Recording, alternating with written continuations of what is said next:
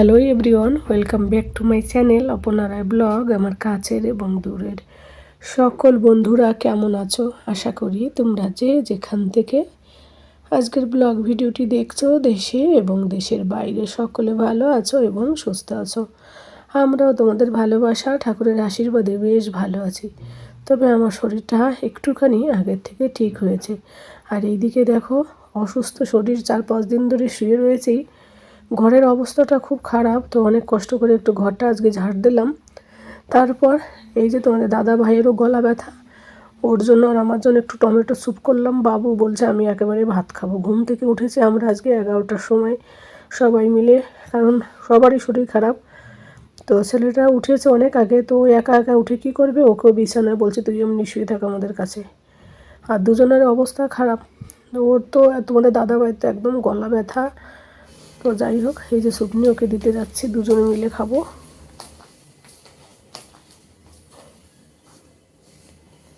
এটা না, হ্যাঁ কত বেশি হয়ে গেছে, ভালো হবে তো, গলাটা বেশ ইয়ে হবে। এদিকে অনেক দিন ধরে তোমাদের দাদাভাই মটর এনেছে, ও বলছিল সবুজ মটর রান্না করবে। তো মটরগুলো রান্না হচ্ছে না, যেহেতু বাড়িতে রান্না হচ্ছে না, বাইরে থেকে খাবার আনা হচ্ছে অফিস থেকে। তো মটর ডালগুলো নষ্ট হয়ে যাবে। তো আমি বললাম তাহলে আজকে রান্না করি। তো বলছিল না করতেও না, তোমার এমনিতে শরীর খারাপ। আমি বললাম না ঠিক আছে, শুধুমাত্র মটরগুলোকে একটু সিদ্ধ করেই তো রান্না করতে হবে, তারপরে ম্যাশ করে কষ্ট হবে না। কারণ ও আমার জন্য এত কিছু করে, তো ও যদি কিছু খেতে চায় সেটা না রান্না করে দিলে আমারও ভালো লাগে না। তাই মটর ডালগুলোকে সিদ্ধ করে একটু ম্যাশ করে দিয়ে একটু জিরে, একটু শুকনো লঙ্কা, একটা কাঁচা লঙ্কা ফোড়ন দিয়ে এই যে রান্না করছি। কিছুই তো খেতে ইচ্ছা করে না। এই জল জল ডাল হলে কি হয়, একটু লিকুইড হয়, আর ওর খেতে তোমাদের দাদাভাইয়ের সুবিধা হয়। ওরও গলা ব্যথা, আমারও গলা ব্যথা। তো ওই কারণে দেখলাম ঠিক আছে তাহলে ডালটাই রান্না করি। কয়দিন ধরে অফিসের খাবার খেতে খেতে না আর খেতে ইচ্ছা করছে না, জানো তো। নিজেরা বাড়িতে যদি সিদ্ধ ভাত করে রান্না হয় না, সেটাও দেখবে ভালো লাগে। আজ খুব মায়ের কথা মনে পড়ছে। ছোটোবেলায় মা বলতো, আমি মানে কি বলতো, আমার সংসার, আমি যদি শুয়ে থাকি তাহলে সংসারটা একদম এলোমেলো হয়ে যাবে। তো 4-5 দিন শুয়ে থেকে এখন আর ইচ্ছা করছে না, বিছানায় শুয়ে থাকি।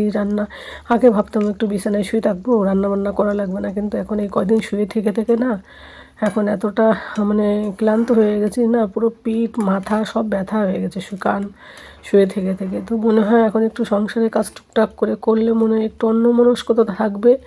আর ঘর থেকেও বেরোনো হয় না, সেই একদিন হসপিটালে গিয়েছি, তাছাড়া তো ঘর থেকে বেরোই না।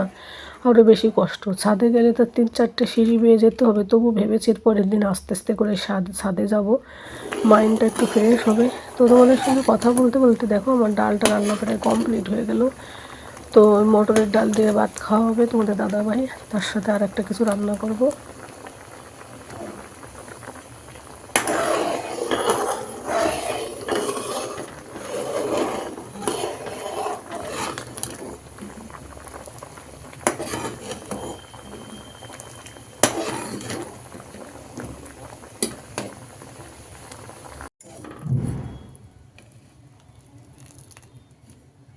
তো তোমাদের দাদাভাই বলছে মুখে একটু রুচি আসবে।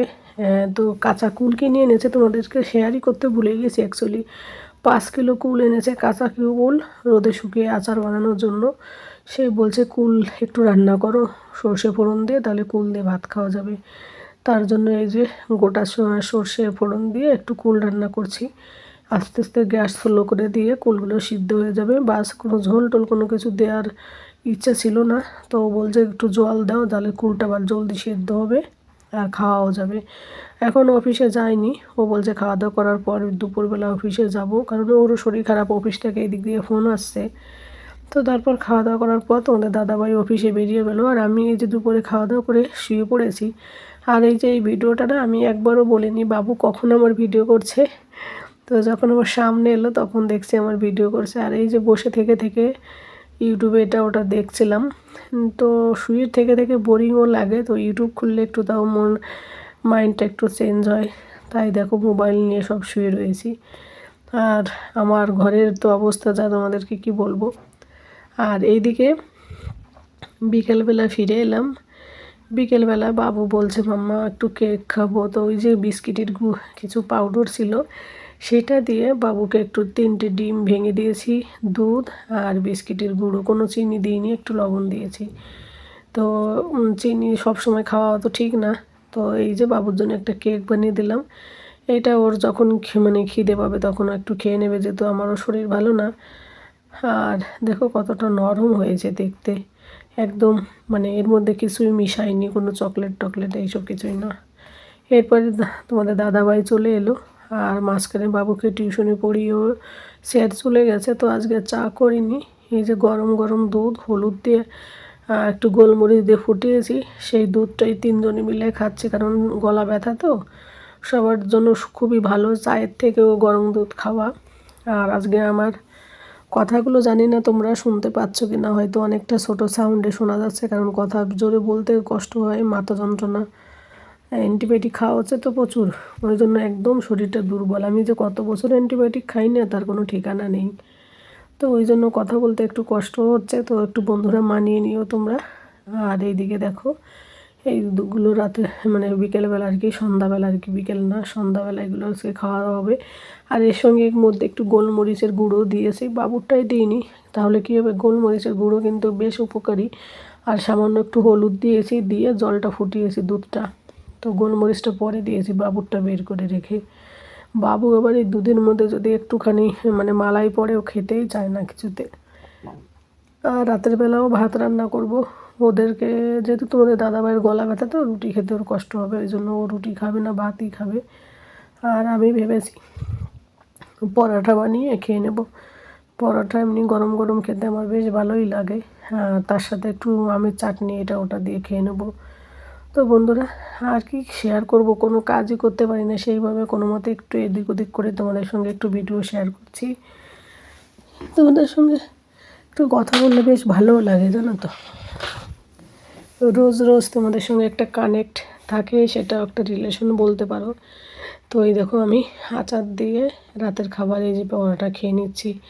আর এই আমের আচারটা একটু টক টক লাগে, তো মুখে বেশ ভালো লাগে, মুখে শুধু টক আর হচ্ছে ঝাল, এই দুটো জিনিস ভালো লাগে, আর কিছুই ভালো লাগে না। আর এই সময় না তোমরা একটু সাবধানে থেকো আমার মতো, মানে কেন বলো তো, এই যে দেখো একবার মানে সর্দি জ্বরে ধরলে না এই সময় সবাইকে একদম ভিতর থেকে একদম নিগড়ে দেয়। আমাকে যে আমি যে এতটা হবে আমার আমি ভাবতে পারিনি, কিন্তু আমি দেখো ঘর থেকে বেরোই না, সারাদিন জুতো মোজো পরে থাকি ঘরের মধ্যে, তো আর পরেও আমার ঠান্ডা লেগে গেল। তো এই সময় সাবধানে থাকা জরুরি সবারই। তো এই যে আমি 3টে পরোটা বানিয়েছিলাম, ওইটাই খেয়ে নিলাম। আর তোমাদের দাদাভাই আর বাবু সোনার জন্য ভাত তুলে দিয়েছি, ওদেরটা হচ্ছে।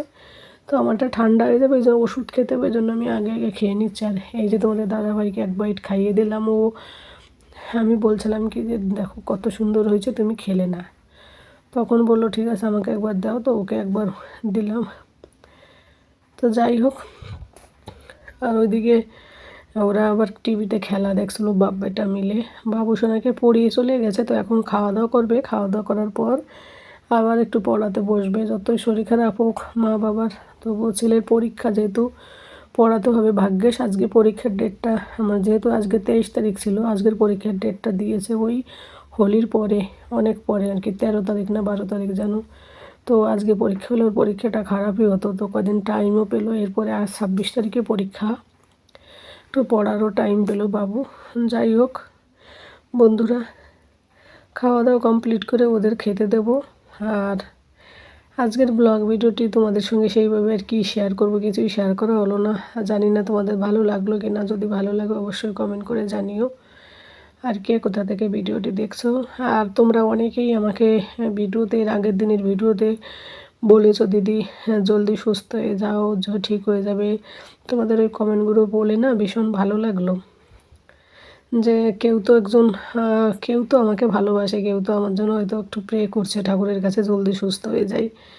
তো যাই হোক আজকের ব্লগ ভিডিওটা যারা যারা দেখছো তাদের সকলকে অসংখ্য অসংখ্য ধন্যবাদ এবং অনেক অনেক ভালোবাসা। যদিও কথাগুলো এতটা আস্তে বলছি, জানি না তোমাদের কাছে পৌঁছাচ্ছে কি না, কারণ জোরে বলতেই পারছি না। তো যাই হোক, যে যেখান থেকে দেখছো সকলে ভালো থাকো, সুস্থ থাকো এবং সাবধানে থাকো। দেখা হবে তোমাদের সঙ্গে পরবর্তী কোনো ব্লগে। আর এই যে দেখো বাপ বেটাতে মিলে টিভি দেখছে খেলা। ছেলেটা তো ক্রিকেট খেলা চালালেই ওর বাবা চালালেও রেগে যায়, কারণ ও বোঝে না তো ওর বাবাকে জ্বালাতন করে, এই হচ্ছিল আর কি। আর ওদিকে ভাত এখন ওদেরটা কমপ্লিট হয়নি, কমপ্লিট হলেই ওরা খেতে বসবে। যাই হোক বন্ধুরা, এত সময় ধরে আমার ব্লগ ভিডিওটি দেখার জন্য তোমাদের সকলকে অসংখ্য ধন্যবাদ। তো পরবর্তী ব্লগে দেখা হবে।